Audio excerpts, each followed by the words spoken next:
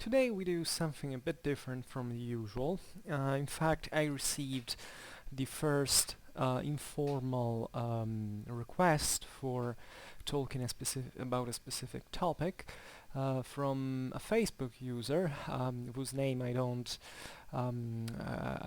speak out explicitly because there is no necessity, but I want to thank him anyway for showing, first of all, the interest in what I do, and for having had the intelligence, of putting himself into this game of asking for a particular video that I want to replicate with anyone who is interested about medieval history um, and history in general, as I recall at the end of every video that you can ask for.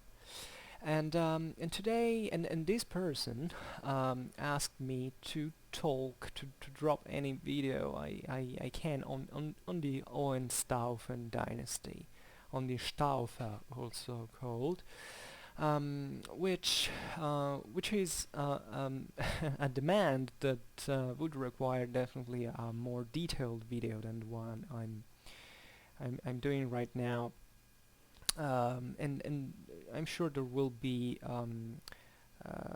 more than one chance of talking about the Hohenstaufen.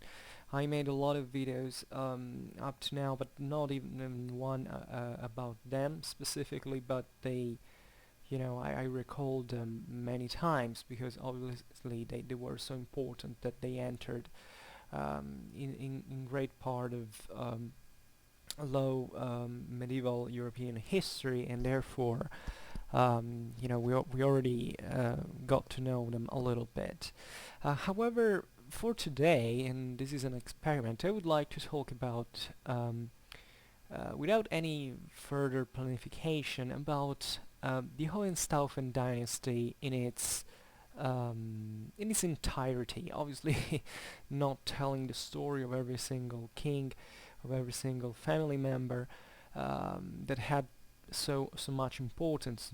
We obviously often recall Frederick and the first Frederick Barbarossa, as the Italians called him, or Frederick II, his nephew. But there were other great figures, like Philip of Swabia, or even the uncle of Frederick I, who was Conrad III, or Henry VI, or even the natural son of Frederick II, Manfred. And who can obviously forget Conrad and his tragic end, which sealed the end of the Hohenstaufen dynasty, at least in male line. What I think about the Hohenstaufen is really also too vast to discuss, but I feel it's still worth to think about them in their whole journey. I mean, the idea that there are certain families that are able to mark a certain time in history at the point that everybody knows their names, even if maybe they don't know their own history, and has this sort of myth of these figures in their mind, really tells you how important these men were in the shaping of European identity and medieval Europe, and therefore history as we know it of our days as well.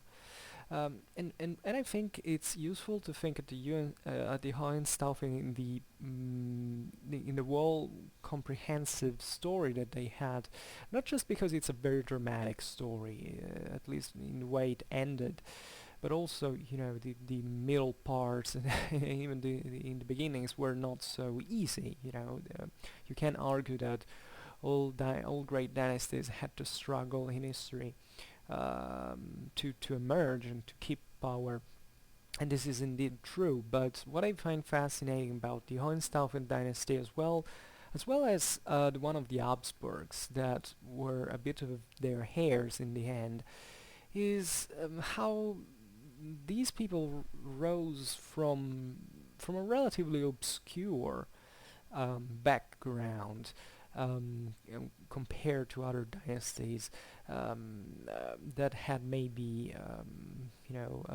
a longer time that separated them from the beginnings to the peak of their power. If you consider the first Hohenstaufen that was named Count of Swabia, that was Frederick the First of Swabia, and the grandfather of Frederick Barbarossa, you see that these people came from a relatively small nobility, and the fortune of the Hohenstaufen in this sense was all in their beginning for the fact that the grandfather of Frederick Barbarossa, Frederick the First of Swabia, sided in the times of the struggle for investitures with Henry IV, Holy Roman Emperor, the one that had been excommunicated by the Pope and went to Canossa to make this to humiliate himself by asking the Pope's forgiveness. It's still very doubtful that Henry, stood half naked in the snow in in winter in northern Italy in front of the castle of the Canossa castle, in which the Pope was, waiting for forgiving him. But it's still very meaningful that there was someone who sided with the emperor in such times, in such harsh times, and this was the Hohenstaufen Frederick. And you could argue that nobody at that time could imagine what importance could have had that noble for the future of Europe. Frederick was able to give, if I'm not wrong, his daughter to in marriage. Was able to take Henry IV's daughter into marriage. Therefore, he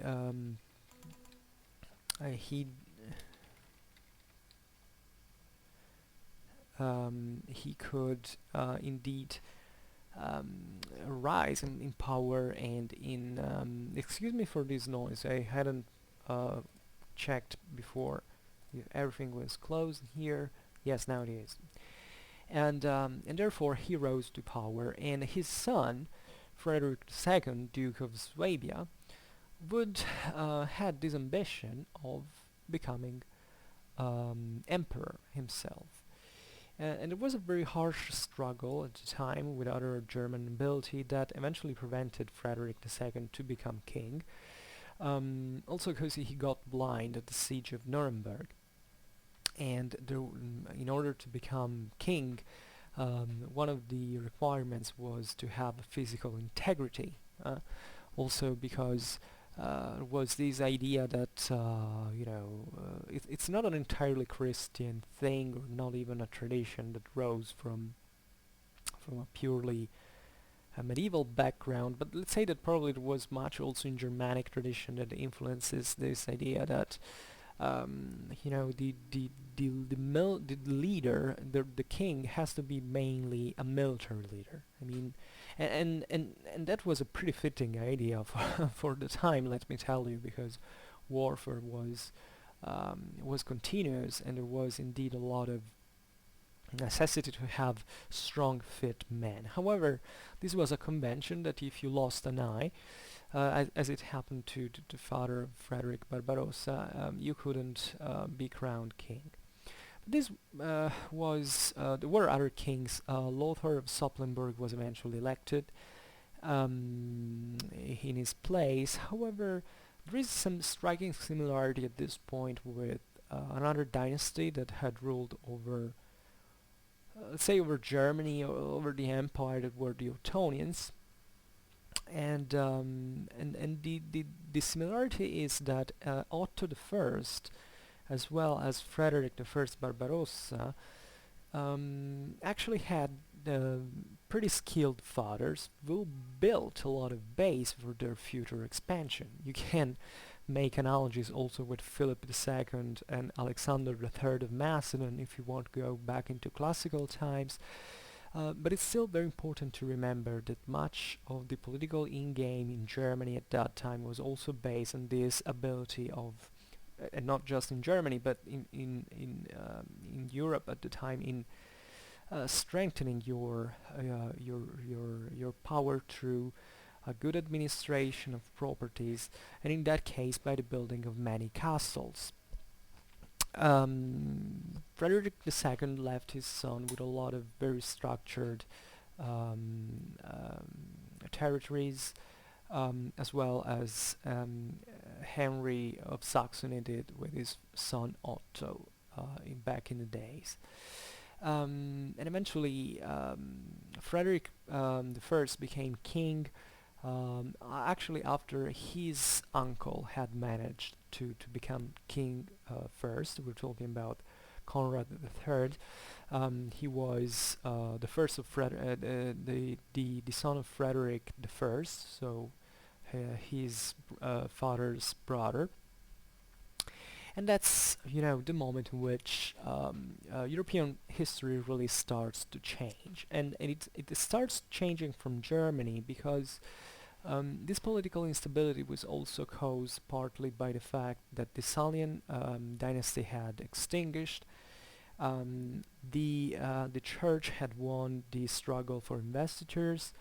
So Germany had fallen again into one of those situations that maybe one can see as an exception, but to me was really the normality of considering the German political system. That was the idea that it was a kingless world. The idea that the Germans, such like the ones that Tacitus talked about in Roman times, had maintained this tradition even into after the Carolingian conquest and the progressive structuration according to Frankish models, to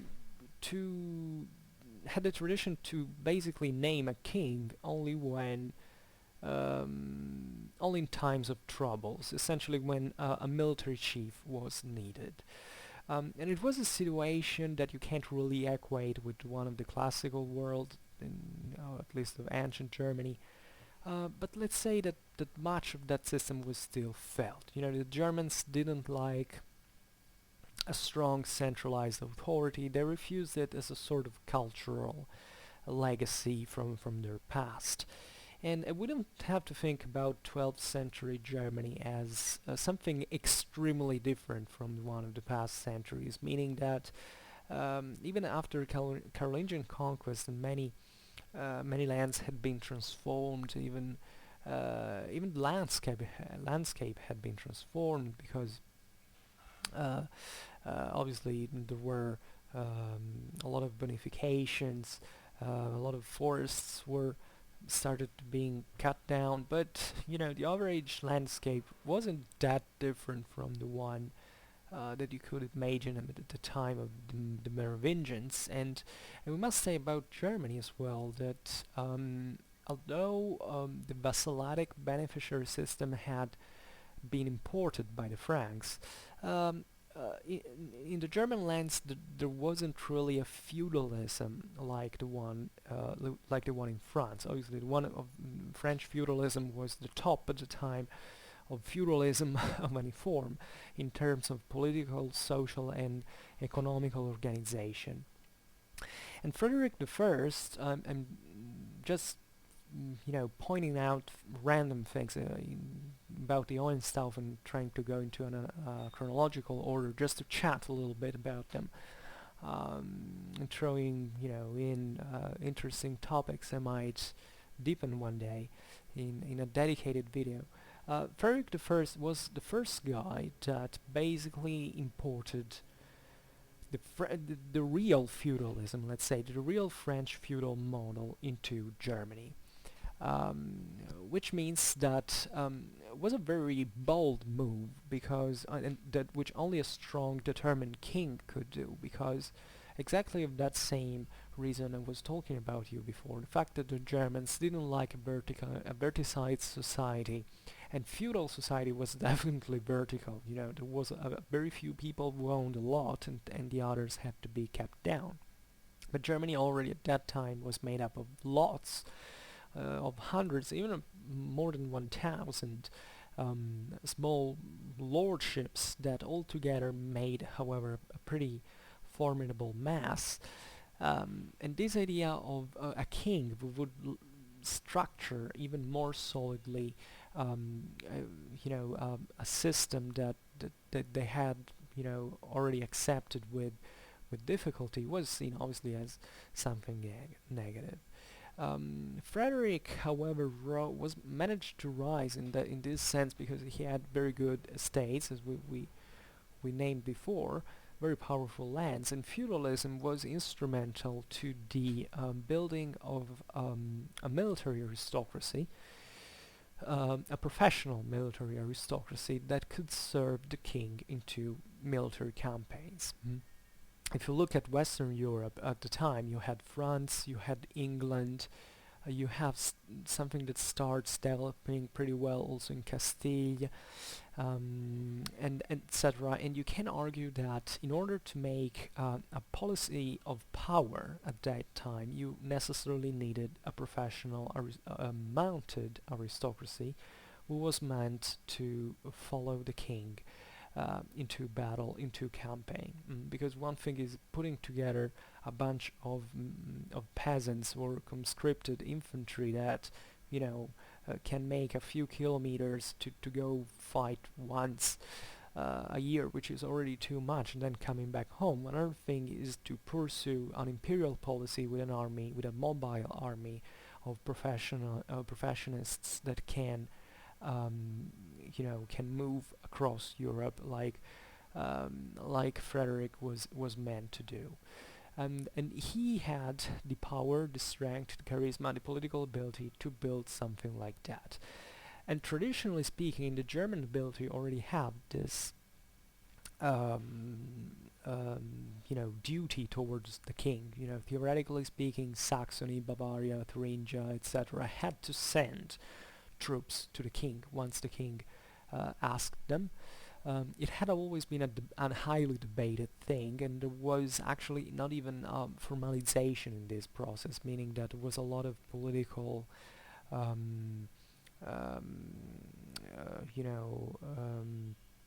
political plane to this. The king would ask each time how many troops a certain place would send, according to obviously to a negotiation. This is the term. That could even mean that the local lords couldn't even send anything, but the most practiced system at the time was, or at least the most preferred system, was to pay money to the king to raise mercenaries, so not sending troops on your own. Because if you were, I don't know, the Duke of Saxony, and such as in this case, your cousin was the German king and eventually Holy Roman Emperor, after his first Italian journey, he would demand you troops, but you were as Duke of Saxony already, pretty busy in dealing with your own affairs, in expanding your own power at the regional level, and you needed your trusted men. You wouldn't send them to die into Italy against the Italian rebels, so you would prefer to pay and to let eventually the emperor recruiting troops on its own, which could even be a good thing.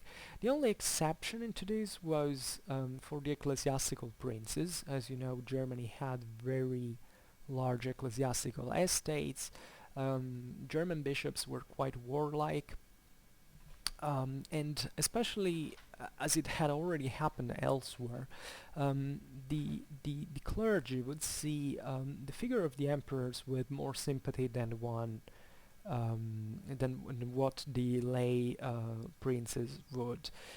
Essentially for one reason, that the church obviously, these were princes on their own, but the idea of a central power also meant that that was the continuation of a system that would in a certain sense preserve the ecclesiastical lands that were pretty much tied to the crown in this sense.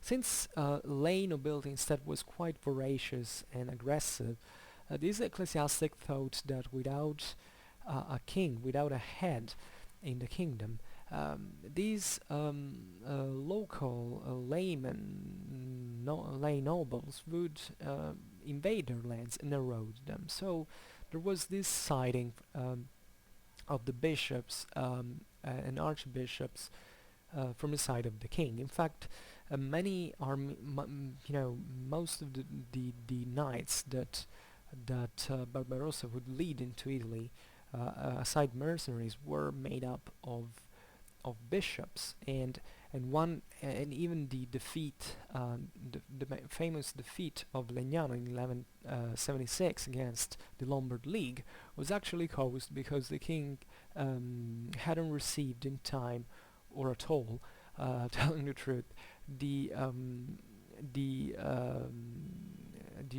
ratio of cavalry, the heavy cavalry of the Duke of Saxony, who had refused to send these troops.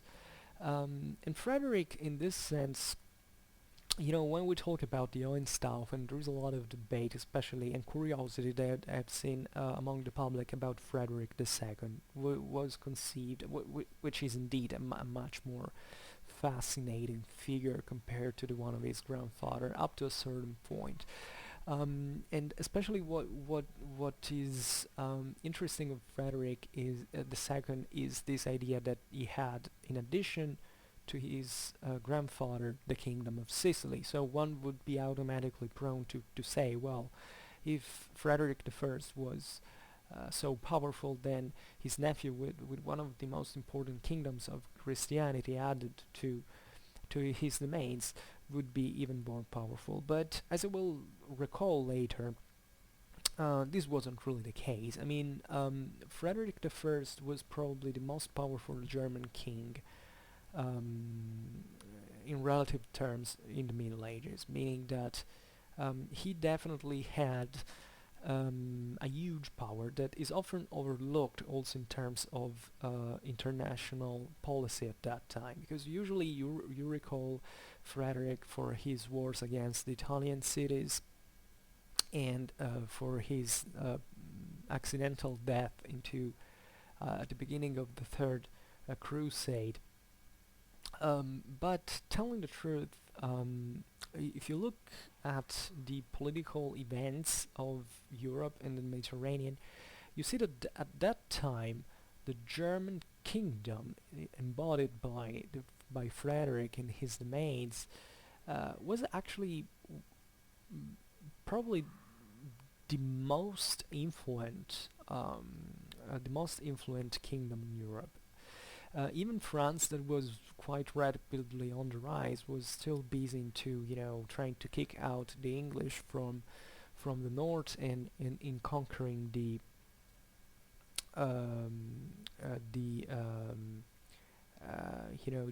other rebel feudal lords. And it's indeed not until the Battle of Bouvines in 1214, so well after the death of Frederick I, that it became the kingdom that we know it. And it's still at that time, it's not before Louis IX in the second half of the 13th century that France is capable of going beyond its borders and pursuing a Mediterranean policy. The Mediterranean policy, instead in the 12th century, in the second half of the 12th century, was pursued quite strongly by the Hohenstaufen. What does Mediterranean policy means? That the Hohenstaufen were at one foot to conquer Constantinople. Henry VI, when his father Frederick I was still alive, was about to march on Constantinople. It didn't happen. But what it means is that what happened in Germany or in Italy under the Hohenstaufen rule would have a huge impact on everything that happened around the continent, and not only. The Byzantine Empire was under Manuel I Komnenos, who was one of the most important um, emperors in Byzantine history, really was hugely affected in all its policies by the fate of the Hohenstaufen. Also because he invaded southern Italy, he seemingly had a lot of spies in all Italian cities. It seems that when Frederick Barbarossa got the plague in one of his Italian journeys, he was actually that happened because the supplies had been poisoned by Byzantine agents, and everything that happened in Italy, and also in terms of allegiance switches. Think about the Marquises of Montferrat that had this involvement also in the Holy Land, was important for determining Byzantine policy. Even the fights against the Turks from the Byzantine side were really influenced by how powerful the German king was, and all the very delicate balance that was present into the Near East at that time. And Frederick Barbarossa was, I believe, the the German king who was the closest to reaching universal power. In history, probably only Charles V did something similar, but in an extremely different context, where universalism was almost completely dead in practical political terms, and where situations were much more complicated. Frederick, as Holy Roman Emperor, could really make it at the time. He could create a German monarchy. He could win over the Italian communes. And these are all issues that we should discuss in detail sometime.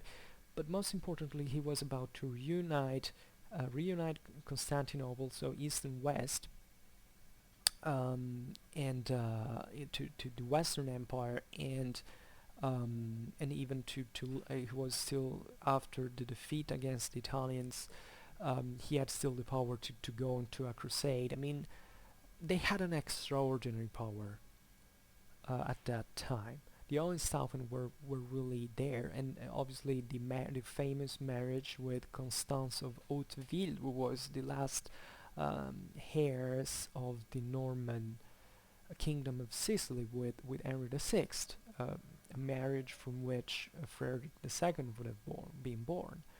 And there were a lot of events that really made this thing fail. That though, in spite of Frederick the First, I have probably you can clearly understand that I have a great admiration for Frederick the First as a man, because he also had a very sad life. He lost his mother and his father when he was quite young.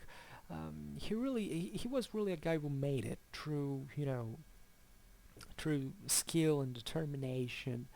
I really admire him, but we must say that he made his mistakes. At least historically speaking, we we kind of condemned him for having caused a substantial failure. This is something you can find from even political propaganda of that time, especially the one that in Germany was sung literally against him.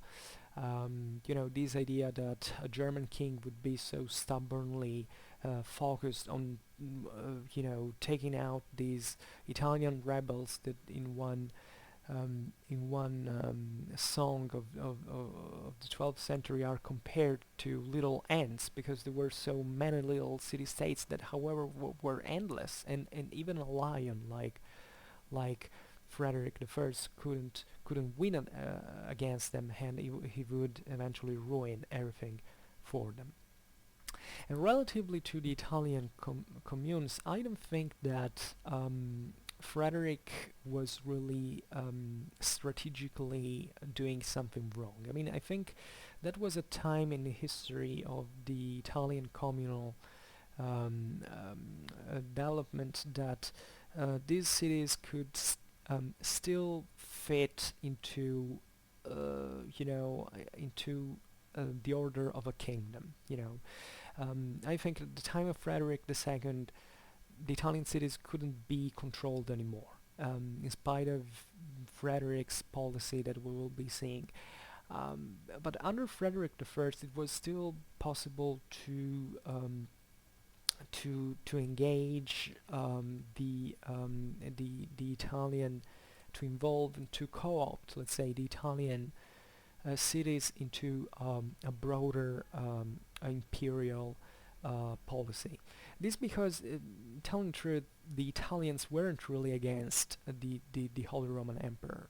There was an asset at that time. It was quite precisely seen as, a natural universal order dictated by God, for which there was an emperor that defended the prerogatives. Frederick I was called into Italy in the first time,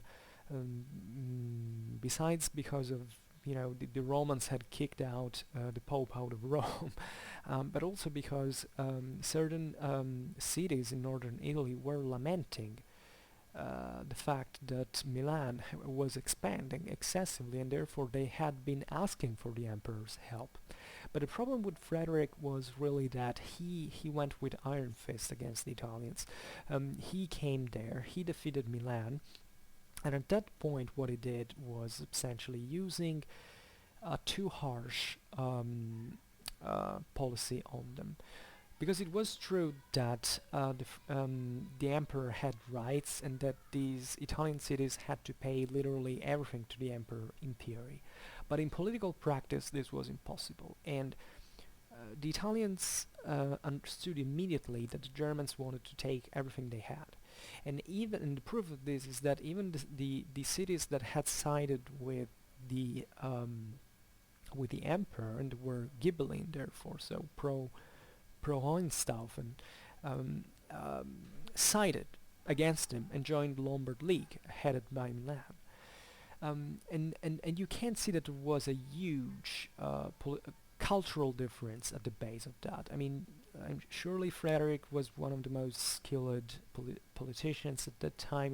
He was clearly, and he was even clear right in perspective for what he was doing. But politically speaking and culturally speaking, he didn't understand the Italian cities. He didn't understand the potential that he could get if only he had gone more lightly on these cities and had tried to put them on a track that in the future, on the long run, could still be faithful to the to imperial policy. Instead, he failed. He failed.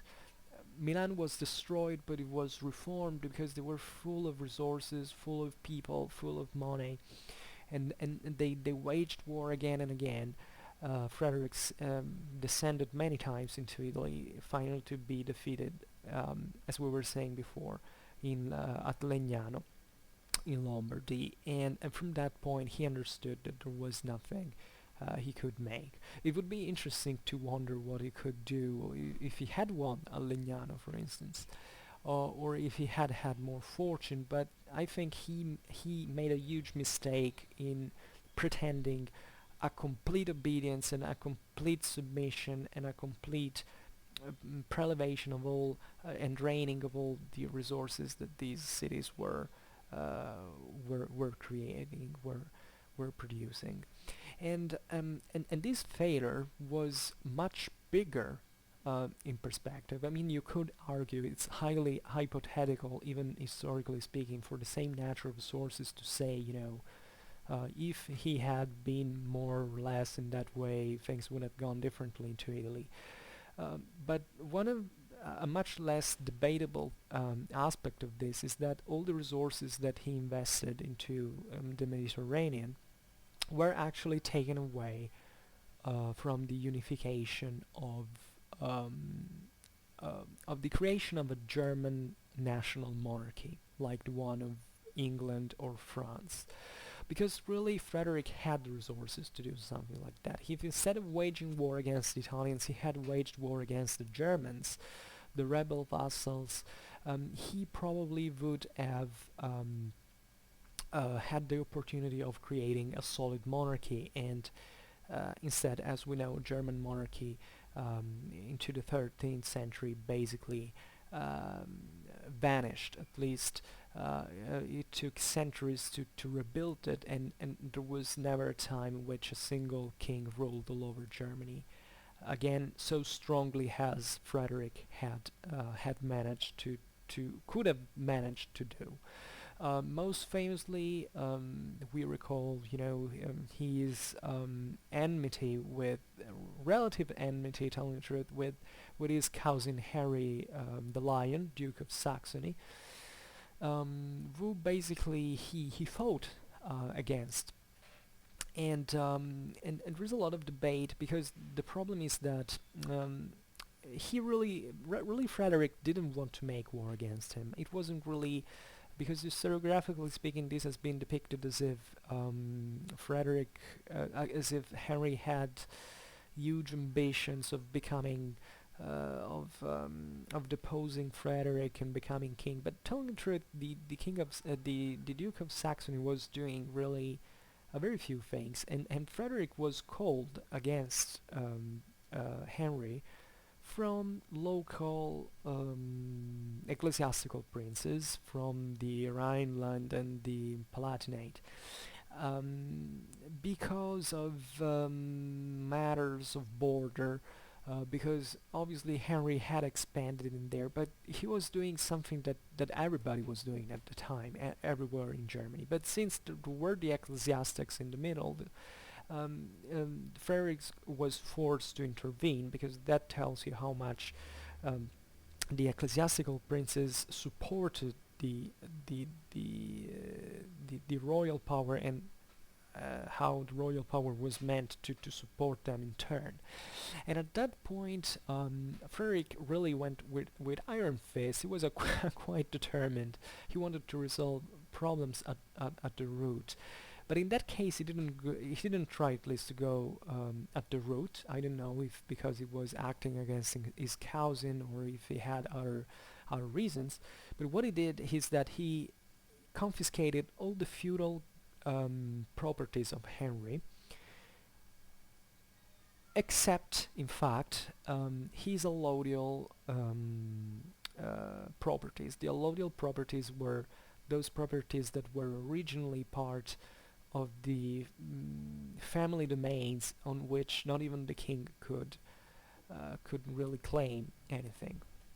In telling the truth, Henry had been defeated, so Frederick could have inflicted him a final blow in taking the whole Saxony by taking out those allodial goods, and instead he didn't.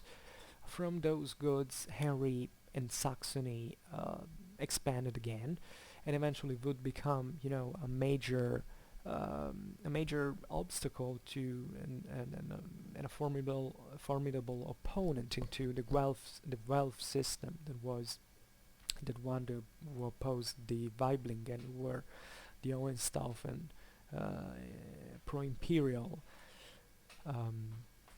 side, and therefore that was the missed chance for a German national monarchy to form, and therefore you see that these were two important mistakes in Frederick's policy. Then eventually he went on. You have to admire an individual who went on in spite of such big failures. We don't have to think about these men as privileged because they were kings or princes or dukes. They had pretty harsh lives, and psychologically speaking, taking certain failures means to receive really a very heavy blow, and yet this person went on for his family, for his dynasty. He managed to secure Sicily through the Norman marriage, and he even left on a crusade where he famously died. And I'm sure, knowing him as a very good politician, a very good commander, that it would have achieved very much, like Richard Lionheart did on that crusade, for instance. Maybe together they could have acted jointly against the Saracens, but this is just fantasy. Relatively to Henry VI, so Frederick's son, um, he died very early of illness, leaving his wife with the little Frederick II, and that was a very that is a turning point in my opinion, because you know that is the moment in which the Hohenstaufen remained in Swabia and even maintained this imperial continuity, but it was a really hard fought, because as you know, there was Otto of Brunswick um, who became king of Germany and tried to, you know, set things against the Hohenstaufen, but eventually his forces were defeated together with the one of the English at the Battle of Bouvines by the great French king Philip II Augustus, that eventually you know, really did much for the strengthening and expansion of French lands. And his allies was the young Frederick, who therefore won his imperial throne thanks to the French at Bouvines.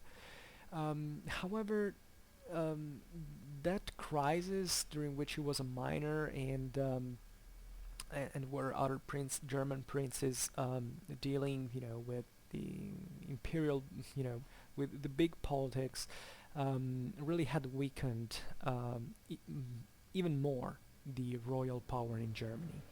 So when you think about Frederick II, who eventually became more of a Sicilian king rather than a German king, he really felt, telling the truth, Frederick II really behaved much like a German king. One of the characteristics of Frederick II was presenting himself with different personas according to the various lands that he ruled over. Um, Frederick II, however, in Germany, basically he didn't use an iron fist. He really granted instead the German princes prerogatives. At a certain point, he allowed them not even to participate to expeditions, to imperial expeditions anymore. He cared about his Swabian goods, but Frederick's mind was in Italy, and he remained always there. Frederick had inherited from his mother the Norman kingdom of Sicily, where he actually had lived into his youth. You could see him playing in the streets of Palermo at that time, together with all these very multi-ethnical and culturally stimulating environment that was Sicily at the beginning of at the end of the 12th and beginning of the 13th century. And you can argue that he really felt more his Sicilian dominions more than anything else. But Frederick II's mind is a really too big mind to be scoped. We can't really know. The point, however, which was clear from his policy, is that he wanted to represent something um, very important for the universalistic ambitions at that time. That was the Roman Empire. You can argue that Frederick II was the last medieval emperor, if you really want to say that. You know, he was the one who believed the most in universalism in the West, and who, however, let's say that with his death would mark the same death of universalism itself. Um, um, as I was saying before, we often debate on how powerful he really was, because we say, yeah, he had Germany, he had Sicily, he went fighting into Italy like his in northern central Italy like his father. He had properties all scattered in Mediterranean. He recovered the Holy Land. He won with diplomacy what many crusaders fought for centuries. That was Jerusalem. He basically got the access and the same owning of the city of Jerusalem the um, from the Egyptian king, and it was a very, that tells you how close he was and how able he was to dialogue with Muslim culture, what diplomatic skills. He was a very smart man in so many ways. There are so many stories about him. When he wrote to the Sultan of Egypt, he basically called him at a very, he wasn't distant. It was as if he had written to a friend. He told him, look, here in the West, the Pope is telling me to take Jerusalem. What are we gonna do about that? You don't need to be defeated, because there in the Muslim world, the guy who gets defeated thinks that, the faithful think that God has, and that's a good reason to kick him away, because he's not loved by God. So instead of entering to a war that can damage both, why don't we make a deal? Hmm? You do me a favor, you do me a favor. I scratch your back, you scratch me mine.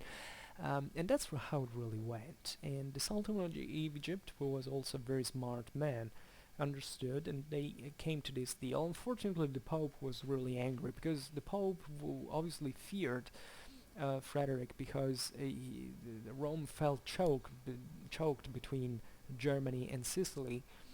Didn't want Jerusalem to be taken with you know, with just a deal. He wanted a massive bloodshed of infidels to gain that, and all the accuses and propaganda of Frederick being an antichrist, etc.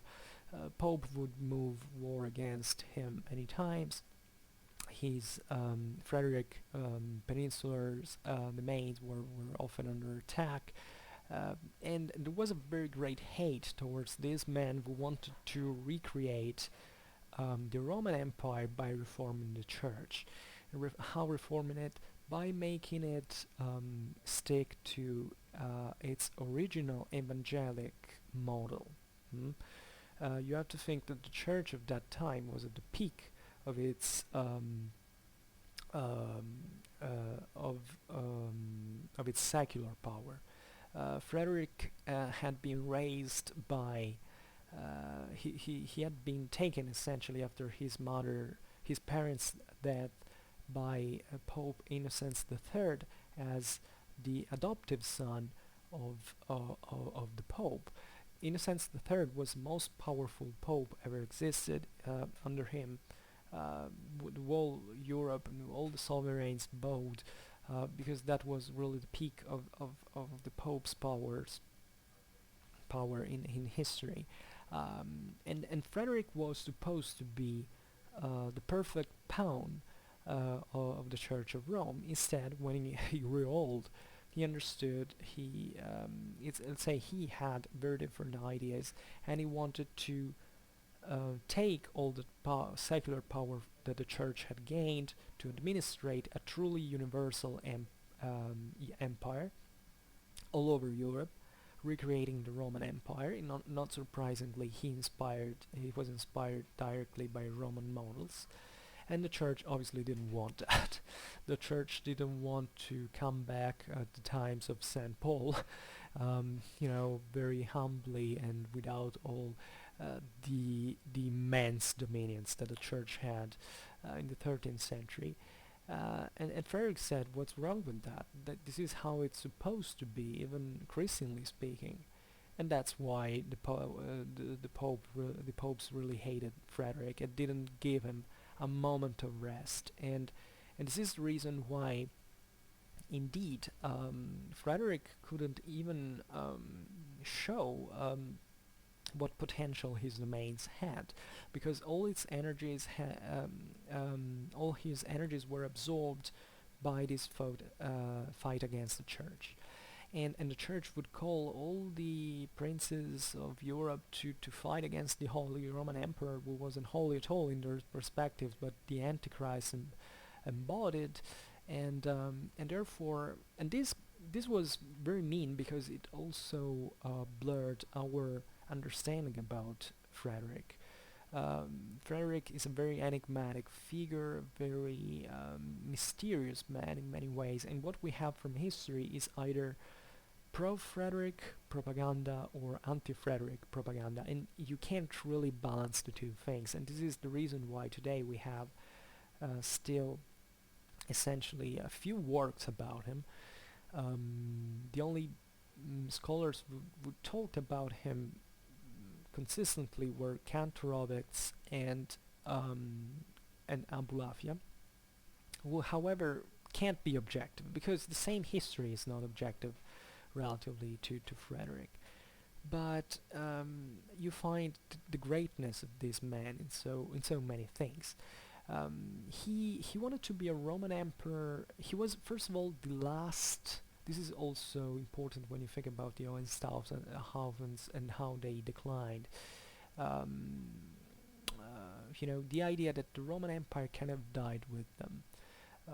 With the first emperor elected after the Interregnum, after the Hohenstaufen's hand, which is Rodolph I of Habsburg, you see that on his grave in Speyer, in southern Germany, there is a first naturalistic portrait of um, of a Roman king.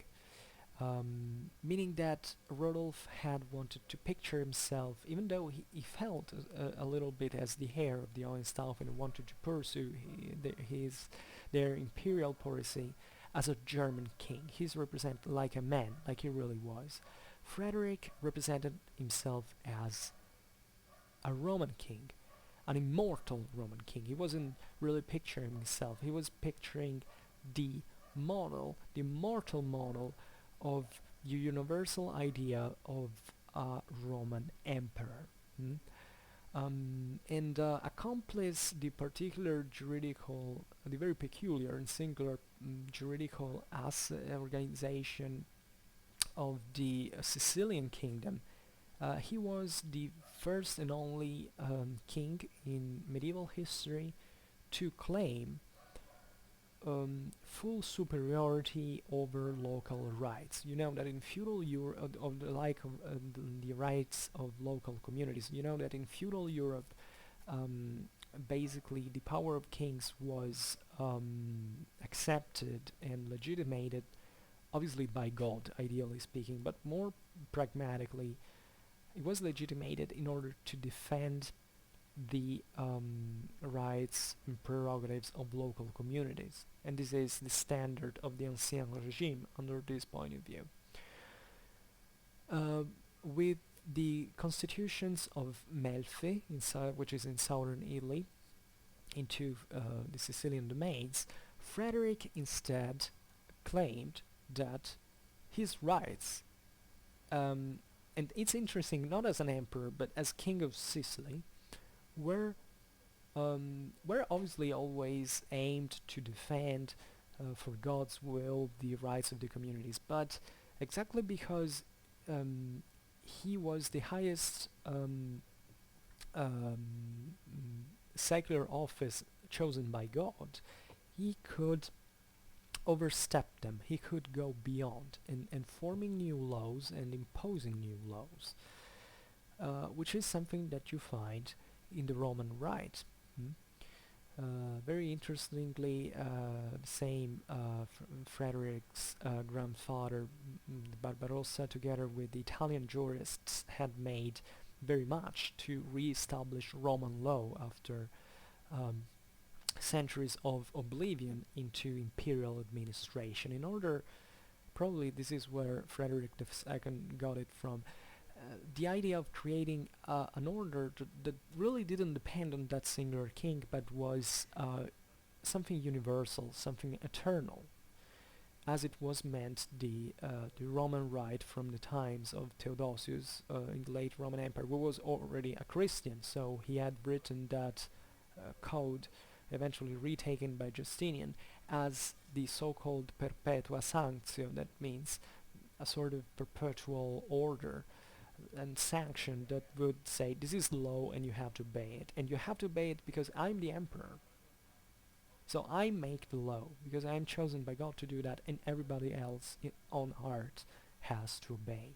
And this is what Frederick was taking back. This is the real point that makes Frederick so important, especially institutionally speaking.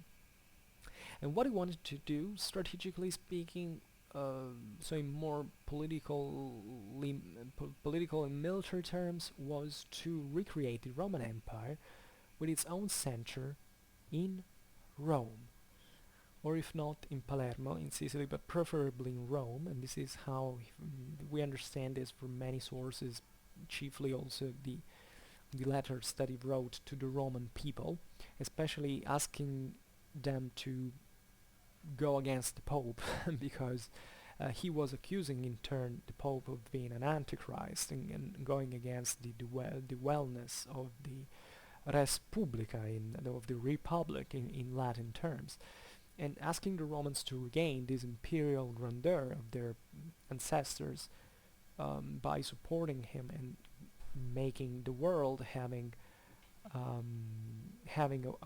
worthy secular leader like the emperor. And his plan was, in fact, to build this empire from Italy. This is very interesting. I mean, Germany, in Frederick's perspective, despite he was half German and he lived very much his German titles of Duke of Swabia, of King of Germany, of King of the Romans, as well as Holy Roman Emperor, that however was a more universal title.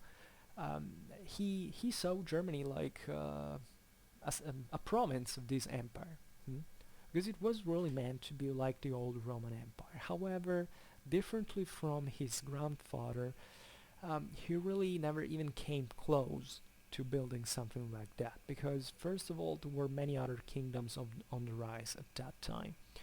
Europe, exactly during his reign, was harmless in front of the Mongolian invasion. The Mongolians knocked at the doors of Germany, and Frederick was clashing with the Pope in Italy at that time. He couldn't do anything about it.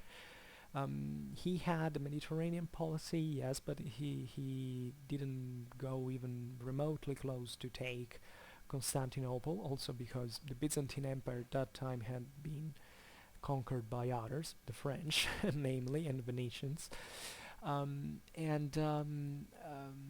And he always stayed in Italy at fighting with the Pope. So all the factual, imperial policy was pretty meager compared to his grandfather's, but just for a matter of possibility, and probably also resources, because especially Sicily. Sicily, during his minor age, has been misruled by his German, in bracket, protectors that were really like looters.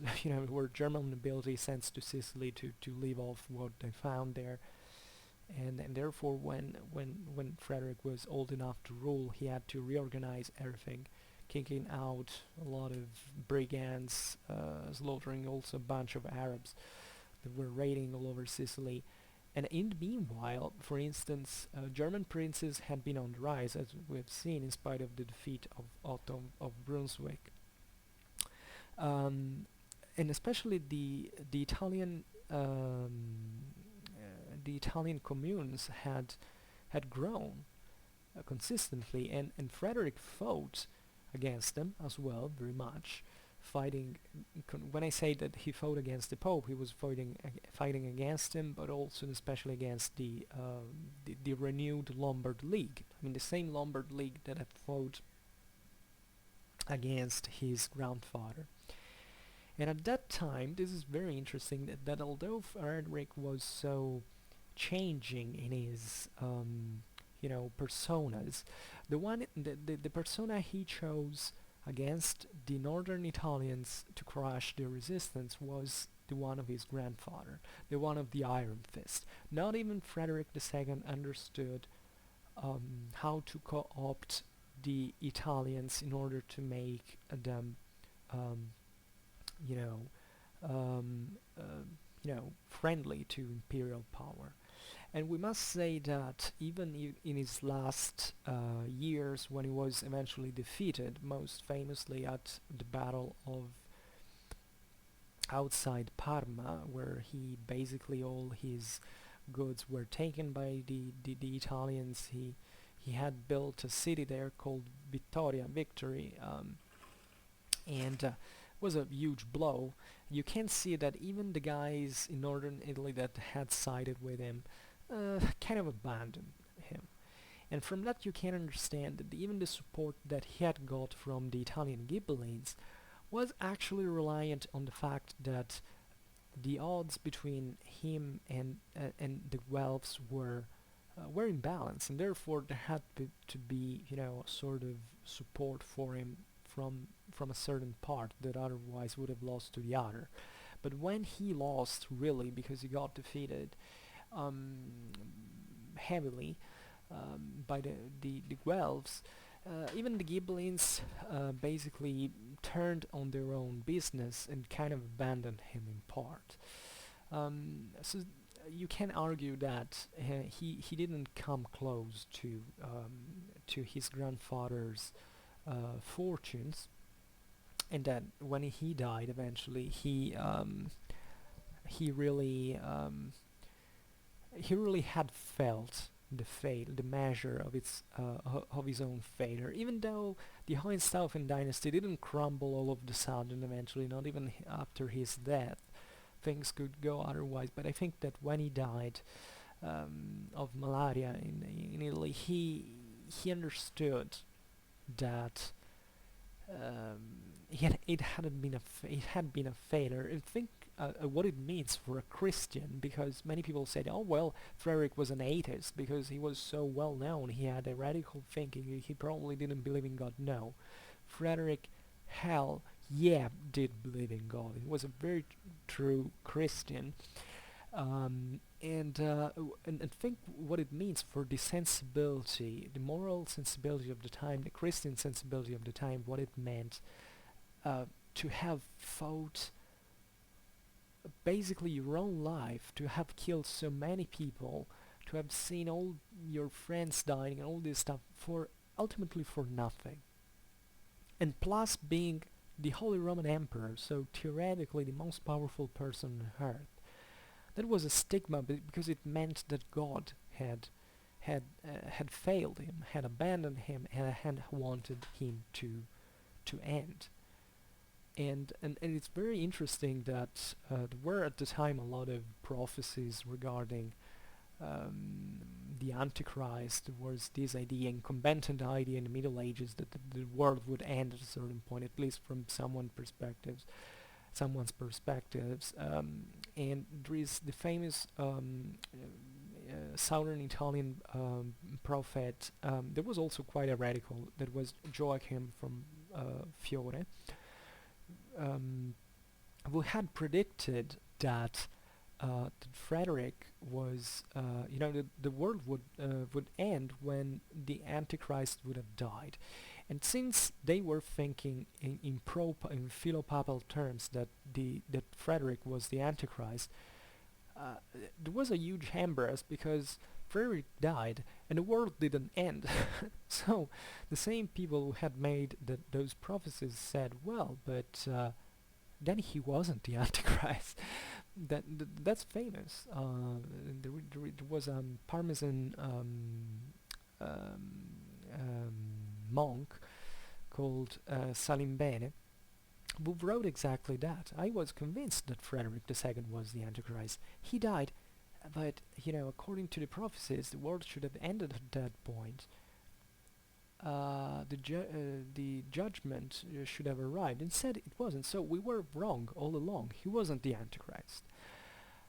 This is really how medieval people reasoned, and you don't have to make a fool of them because this is something so subtle, so beautiful about it. Um, but regarding Frederick, I would like to close looking really at the individual. All these huge policies, all these ambitions, but what really strikes you was the learned man. Frederick was meant to speak German, Latin, Greek, Italian, Arab. He knew a freaking lot of languages. He was extremely well educated.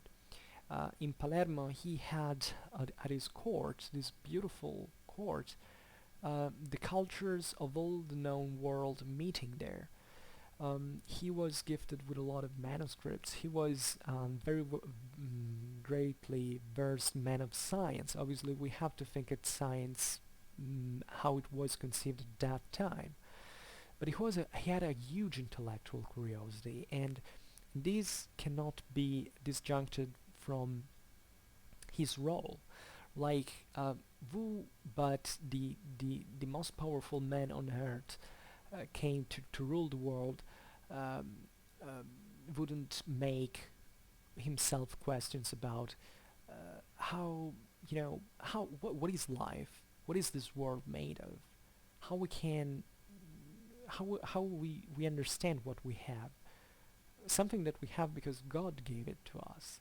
He wanted to know what was the original language of mankind. Therefore, what he did is that he took some newborn children and made them living in a prison with the guards not speaking a word, to see what would have been the natural tongue of of these poor poor children. And yeah, you can think, wow, this is horrible, what kind of monster was he? Yeah, but you have to think about that in a medieval perspective. I mean, at that time, a person who would wonder like that is a person who had a huge intelligence, a huge intellectual perspective. Once he made a dying man die, in fact, breathing um, his last breath, indeed, into a jar, um, closed at the top to see if his soul would come out of that. If the soul would remain within the jar together with the corpse. I mean, it's something pretty bizarre, but these people really cared about such things. He wrote famously a very important treaty um, on falconry. He was very keen about astronomics. We have to think that of astronomy, sorry, that medieval people, although Christian, were extremely superstitious and still believed much about prophecies based on the astrological of the positions of the stars, of the celestial bodies in the sky. And he built seemingly the famous castle in Apulia, that was his favorite land in the Sicilian kingdom, with a form that reflected geometrically the perfection of the skies that were obviously believed in Christian medieval perspective as the reflection of purity, um, of matter that became purer and purer the more it arrived at the top where God was located. So, we could be endlessly talking about Frederick II, but I originally wanted to talk about the Hohenstaufen, And what happened is, yeah, with with Frederick's death in 1250, really the dynasty suffered a heavy blow. There were other Hohenstaufen reigning. However, it ended to, the fact that the natural son of Frederick, Manfred, ruled over the kingdom of Sicily, while the other Hohenstaufen would rule legitimately in Germany. Um, Ultimately, the whole thing was that these Hohenstaufens, from the popular perspective, had to be erased from the face of the earth. And the Pope called the Count of Provence, Charles of Anjou, brother of the famous King Louis IX, the saint, King of France, in a crusade to kick out and hopefully kill Manfred from Sicily. And this is what it happened. Manfred was killed at his last stand at the Battle of Benevent in Campania by the army of the French, Charles, who captured the kingdom of Sicily, which therefore saw its Anjouan phase beginning. And the last of the Hohenstaufen was Conradin, the young, 16 years old, and only male heir of the Hohenstaufen family. Conradin would deserve a video on his own, because there was a mythology about him. All his family, especially his mother, didn't want him to go to Italy to recover his kingdom, but he was determined to do that because that was his. He was the true Hohenstaufen heir. And what is really heartbreaking and tears you apart is that he went to Italy against all the odds, and he managed to mount up a very strong expedition. And Charles of Anjou in Naples was trembling because this German, Italian, Castilian coalition was moving towards the kingdom of Sicily, and the final battle that would decide the destiny of that land and of the whole European history was fought in the central Italian land of Abruzzo that belonged to the Sicilian crown at the time, near a place called Talia, and more precisely on the Palentinian plains, where Charles of Anjou carried out one of the most highly sophisticated cavalry tactics that had been developing in Western cavalry during the 13th century, which was basically an ambush. He hid, actually himself, with a small body of men into a bush, into a forest, on a hill, and he would let the rest of his army and the army of Conradin to fight. Conradin, thanks also to the Spanish knights, won the clash against the French, and they broke the line and started to plunder the Angevin camp, after having slaughtered what they thought was Charles of Anjou, who was instead a marshal of his that had worn his coat of arms. He was decapitated, and where all these Germans and Italians and Spanish were scattered along the plain, Charles would come out with this very highly this elite force of cavalry and fell on them and took them, including Conradin. Well, Conradin actually escaped, but he was captured eventually by a Roman noble in the region around Rome, when he was trying to reach the coast to sail off with a Genoese fleet, but he was captured and he was brought to Naples. to Charles, and the Pope ordered his decapitation. Charles of Anjou really didn't want to kill him, but he was obliged by the Pope, who has financed the whole crusade, the whole conquest of the kingdom, and Coradin, in spite of the complaints of his mother, who had even come to Naples and prayed Charles to spare his son's life, was decapitated on the market square of Naples, um, ending ending de facto the Hohenstaufen dynasty. It is a very moving moment, and there is a legend, there are many legends about the Hohenstaufen, that an eagle, the symbol of the empire, cried out when Coradin was beheaded, and with his feet uh, flew on Coradin's blood, and took it and took this blood and flew away, meaning that was the moment in which the empire was bleeding, was dead together with Coradin. And that's a very moving moment, and and that's where the Hohenstaufen ended. Actually, the Hohenstaufen blood is still alive, fortunately. If that has any meaning to us today, for me it has, because I'm a really pro Ghibellin. Um, I'm really pro Gibbelin um, up to today.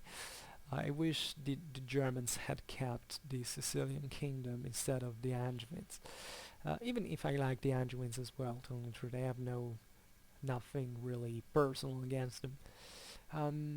He lived on because the the female line continued, even in the Habsburgs, and those who really got back the empire, at least theoretically, were the Habsburgs, who tried at a certain point in the 70s of the 13th century, after 20 years um, of Imperial Eclipse, to rebuild that, but it was too late. It was a process of disgregation that really couldn't be reversed into in Germany, in German royal power. And the Habsburgs achieved something, but eventually they became like the Luxembourgs and the Baton and the Wittelsbachs, these major German mm, princely houses, and not really imperial houses like it had been in the heart of the Middle Ages, in the low Middle Ages, until Frederick II, and we can say that the Hohenstaufen really embodied that universal dream. They were the ones who really made it, and it's very moving because um, we have to think. We don't have to make too many myths, but we have to think that people in those days really believed in such things, because it was a moral problem, it was an ethical problem. The whole world was meant to work like that, and people who carried out these policies really felt a lot of pride, a lot of entitlement, and you can argue, yeah, it was about wealth and power as always, but uh, the medievals had a different sensibilities from the one we have today, and if we really want to understand that history and the history of the Hohenstaufen, we have to try, I can't say to think like them, which is impossible unfortunately, but at least to try to understand that was the case, that it was really different from today's time. So I'm literally exhausted after talking about 1 hour and 20 minutes, but I hope that you enjoyed my video, and I hope it was interesting. I don't know, I skipped very brutally about a lot of things. The Hohenstaufen are a huge chapter. As I said at the beginning of the video, I will be doing other videos about the Hohenstaufens in the future, but this wanted to be just maybe an intro about the Hohenstaufen. Can be interesting, um, and I hope that it was pleasing to hear, at least, in spite of my mistakes, of my bad English grammar, and so on. So I thank you again for listening to me, and I wish you a nice time. Till the next time. Bye.